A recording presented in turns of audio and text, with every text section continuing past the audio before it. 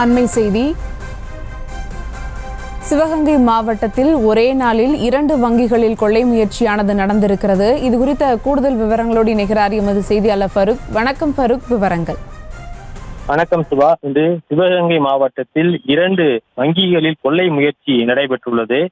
சிவகங்கை அருகே நள்ளிரவில் ஒரு கூட்டுறவு வங்கியில் இந்த கொள்ளை முயற்சி நடைபெற்றுள்ளது. இந்த சம்பவமானது சிவகங்கை அருகே உள்ள கீழக்கண்டனி என்ற பகுதியில் அமைந்துள்ள கூட்டுறவு வங்கியில் நடைபெற்றுள்ளது. இந்த வங்கியில கூட்டுறவு கடன் சங்கமும் இந்த வங்கிக்குள்ளதான் இருக்கு. அந்த பகுதி சுற்று வட்டார பகுதிகளுக்கு மக்களுக்கு வேளாண் விவசாய மானிய விலையில் விவசாயிகளுக்கு மானியம் வழங்குவதோடு நெல் கொள்முதல் செய்யவும் பட்டு வருகின்றது. மேலும் விவசாயிகளுக்கு குறைந்த விலையில் தங்கத்துக்கான நகைக்கடனும் இந்த வங்கியில கொடுக்கப்பட்டு வருகின்றது.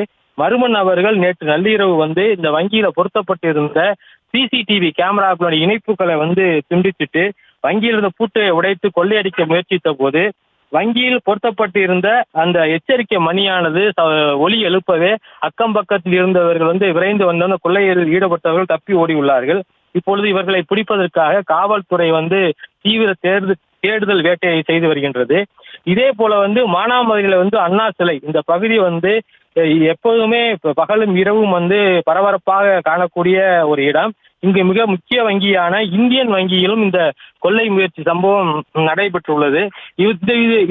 இந்த கொள்ளை முயற்சி சம்பவம் தொடர்பாகவும் காவல்துறை தீவிர விசாரணை மேற்கொண்டு வருகின்றனர். அதே நேரத்தில் நேற்று இரவு சிவகங்கையில் 3 வீடுகளில் கொள்ளையடிக்கப்பட்டுள்ளது. ஆக மொத்தம் இந்த சிவகங்கை சுற்று வட்டார பகுதியில் 5 இடங்களில் கொள்ளை சம்பவம் நடைபெற்றுள்ளதால் மக்கள் மிகுந்த அச்சத்திலும் பதட்டத்திலும் உள்ளார்கள். விவரங்களுக்கு நன்றி ஃபருக். செய்திகளை உடனுக்குடனும் துல்லியமாகவும் தெரிந்து கொள்ள சப்ஸ்கிரைப் பண்ணுங்க.